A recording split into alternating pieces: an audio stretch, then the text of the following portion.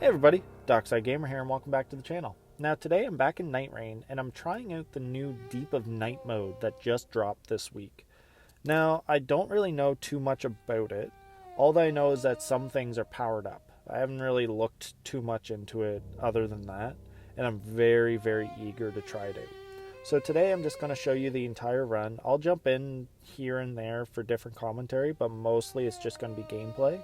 So if you guys are okay with that, please don't forget to like and subscribe. It's free, and you can always unsubscribe later. Alright, enjoy the run.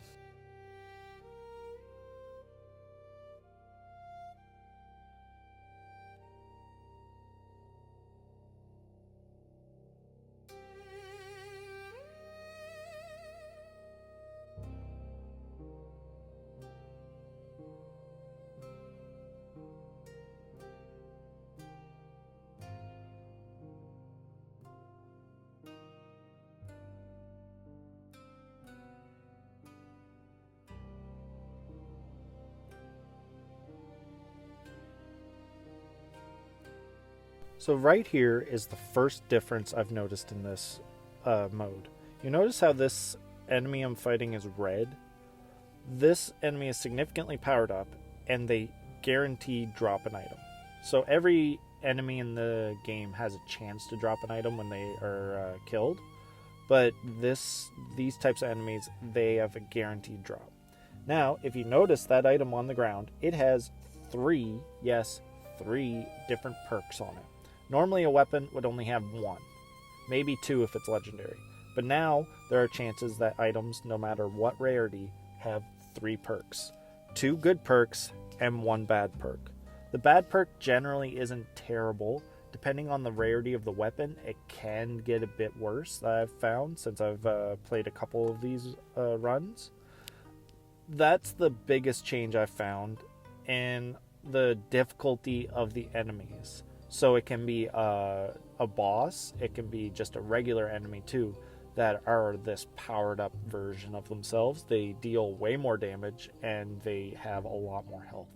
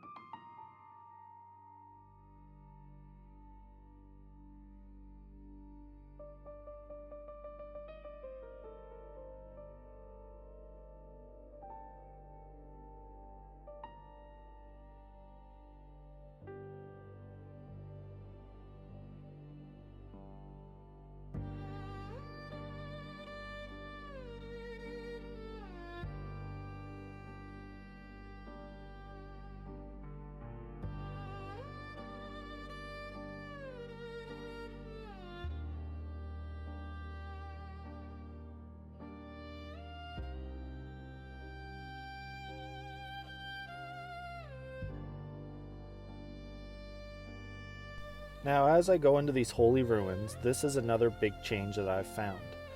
Before, when you're looking at the map, it was hard to distinguish between a lightning area and a holy area because the icons were just extremely similar, same color.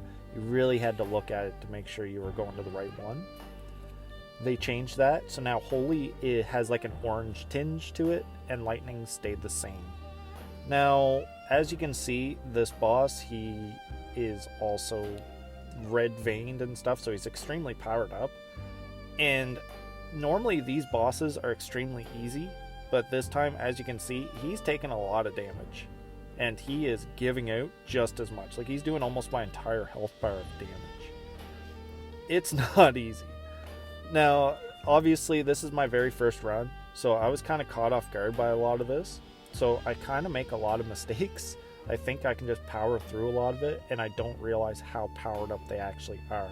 So I do end up dying here, but I will respawn, I'll go back in, and I will eventually take these things down.